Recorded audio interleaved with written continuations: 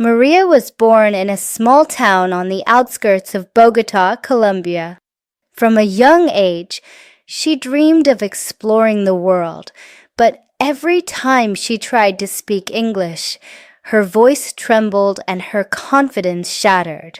At 23, she felt as though a glass ceiling surrounded her ambitions, so close, yet utterly unreachable. She saw her classmates booking trips, landing internships, and making friends abroad. Meanwhile, she remained silent, her dreams imprisoned by hesitation. One rainy afternoon, scrolling through her phone, Maria stumbled upon an interview with Emma Watson. The elegance of Emma's accent, the clarity of her words, and the warmth behind her smile captivated Maria instantly. Emma spoke about activism, about art, and about courage. More than her message, it was Emma's way of weaving sentences, precise yet heartfelt, that sparked something deep within Maria. That evening, Maria replayed the interview a dozen times. She paused after every sentence, jotting down every unfamiliar word: empowerment, authenticity, initiative. She mimicked Emma's intonation, practicing in front of the mirror until her cheeks tingled and her voice grew steadier. For the first time, learning English felt less like a chore and more like stepping into someone else's shoes, someone confident, articulate, and unafraid. Maria's routine transformed overnight.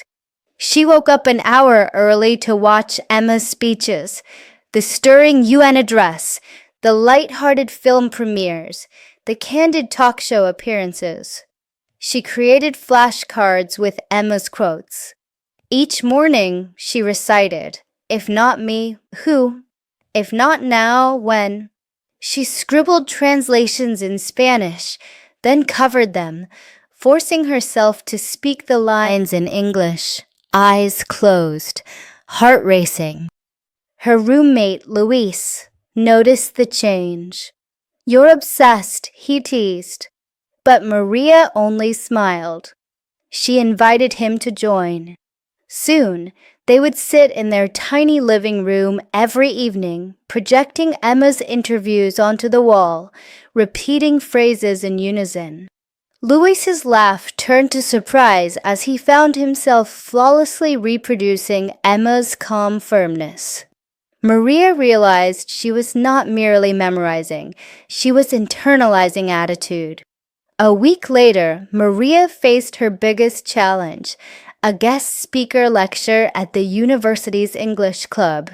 She signed up without telling anyone who she was emulating. Her palms were sweaty as she stepped to the podium. The room fell quiet. She cleared her throat, summoned Emma's composure, and began, "Good afternoon, everyone. Thank you for the opportunity to share my journey." Her voice rang out, steady and warm. The club members leaned in, captivated. She spoke of her hometown, her family's bakery where mornings began before dawn, the smell of fresh pan de queso mingling with Colombian coffee. Then she shifted to the barriers she faced, the textbooks that made no sense, the grammar drills that felt soulless, the fear of mispronunciation. And finally, she revealed her secret weapon, Emma Watson, whose voice had become her guide. Maria described how Emma's words taught her more than vocabulary. They taught her conviction. She quoted Emma's UN line about gender equality and how saying it out loud made Maria feel like she could stand for anything, anywhere. As she spoke, Maria watched her classmates' eyes soften, nodding in encouragement. By the time she concluded, "Let us all find our voice," in any language we choose, the room erupted in applause. That day marked a turning point. Word spread about Maria's powerful lecture. Emails arrived inviting her to speak at local events. Inspired, she launched a YouTube channel called Emma's Echo, where each week she recreated an Emma Watson speech, adding her own reflections in Spanish and English. She broke down idioms, explained grammar points, and shared personal anecdotes. The time she flubbed a sentence in a cafe in Madrid, or when she sang along to Emma's favorite playlist at full volume. The channel grew steadily, 50 subscribers, then 100, then 500.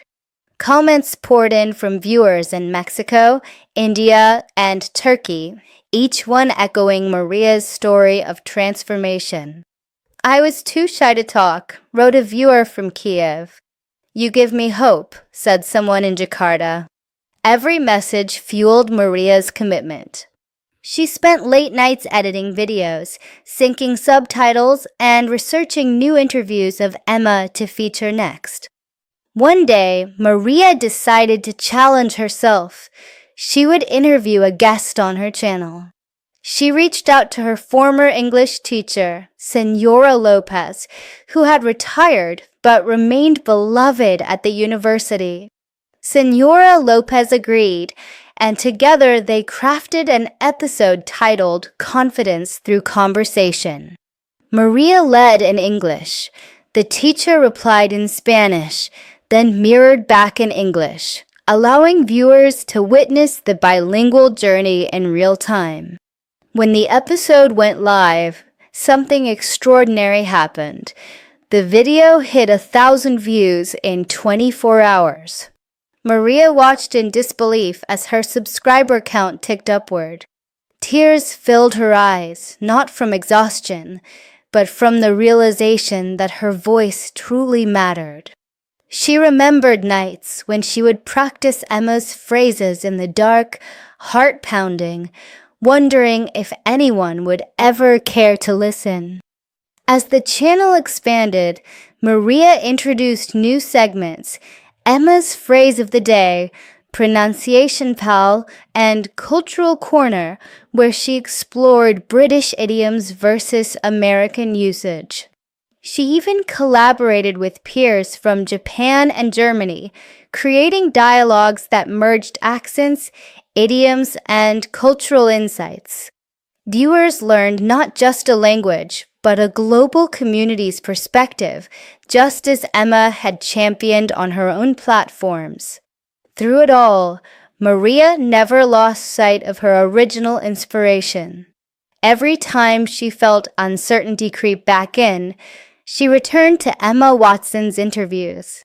She discovered new depths in Emma's voice, moments of vulnerability, bursts of humor, flashes of determination that reminded Maria that even the most poised speakers have moments of doubt. But it is exactly those moments that make them human. Now, 2 years later, Maria stands at the threshold of a new adventure, an invitation to speak at an international education conference in London. She will share her story on the very stage where Emma Watson once stood. She closes her laptop and looks at her reflection. The timid girl of Bogota, who trembled at the thought of speaking English, is gone. In her place stands a confident young woman, ready to inspire thousands. Her heart races as she recalls Emma's words. It's not the absence of fear, it's overcoming it. With one deep breath, Maria whispers to herself, if not me, then who? If not now, then when? She picks up her phone, opens her YouTube Studio app, and drafts a short clip. Join me live tomorrow at 10 a.m. Greenwich Mean Time as I share my journey in London. She hits publish. And as the notification pings across time zones, from Delhi to Dakar, from Sao Paulo to Seoul, Maria smiles. Her story, born in a small Colombian town, reaches audiences around the globe. Thanks to Emma Watson's inspiration, she turned her fear into fuel, her hesitations into harmony. Now, every voice that whispers, "I can't," finds an echo in "I can," reverberating through classrooms, cafes, and living rooms everywhere. So, if you've ever held back from speaking up, remember Maria's journey.